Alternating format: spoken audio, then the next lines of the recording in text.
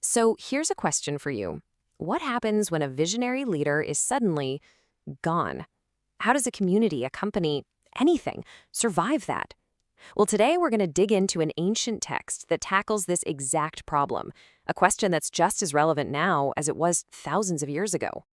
Okay, so picture this. We're in ancient India, and the Buddha, the founder and teacher of this huge community, has just passed away. Imagine the shock, the uncertainty.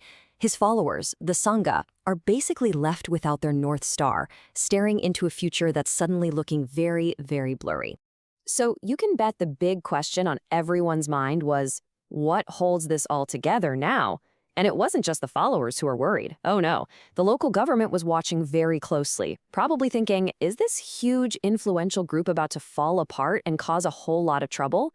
The stability of the region could be at stake. Right on cue, a powerful government minister shows up. His name is Vasakkara, and he's basically been sent to figure things out. His mission is pretty straightforward. Who's the new boss? So he goes straight to Ānanda, who was the Buddha's attendant for years, the guy who was always by his side. And Vasakkara asked the most logical first question you could think of. All right, so who did the Buddha appoint as his successor? Who's your new refuge? And Ānanda's answer? It's just one word, but it's a bombshell. No. Just no. You gotta understand this would have been absolutely shocking. In a world where leadership is all about succession, about passing the torch, this answer just didn't compute. It went against everything they knew. Vasakkara's probably scratching his head at this point, right? He tries another angle. Okay, fine. If the Buddha didn't appoint someone, did you guys, hold a meeting? Did the community of monks get together and choose a new leader? He's thinking it's gotta be one or the other. And once again, Ānanda hits him with that same simple answer. No. Now the minister's really confused. I mean, how can a group this big possibly function without a leader? It's a complete mystery to him.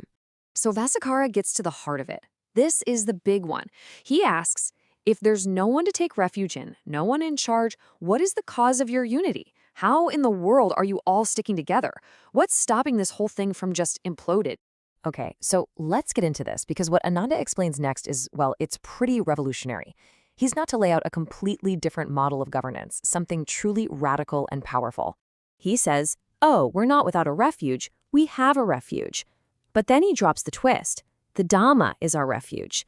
Their guide isn't a person, it's not a ruler. It's the teachings themselves. It's the principle. And what's so interesting here is this contrast. Think about it. You've got one model for guidance, which is a person, a single, fallible human being. And then you have this other model, the Dhamma refuge, which is based on a set of timeless, impartial principles. It's a pretty stark difference. Yeah, there's actually a Pali word for this, Dhamma Patisarana. It basically means having the teachings as your ultimate guide and authority. So the community wasn't led by some guy in charge. It was self-governed by this shared code. You could almost say the rules themselves were the ruler. But Vasakkara, he's a practical guy, right? A politician. And he's still kind of stuck on this. Okay, I get it. Principles are great. But who do you guys actually respect? If there's no one to obey, who do you look up to when you need advice? And Ānanda's answer here is just brilliant. He explains that respect isn't appointed to a position. It's not about a title or a fancy robe. No, it has to be earned through character. They respect people based on the qualities they actually live and breathe every day. And it's not just some vague idea. The Buddha actually described 10 specific qualities that are worthy of respect. These are called the Dasa Pasadaniya Dhamma. Things like real solid morality, having extensive learning, being truly content, having incredible meditative skill, and of course, supreme wisdom. Any monk, anybody who develops these qualities, they naturally earn the respect of everyone else. It's that simple.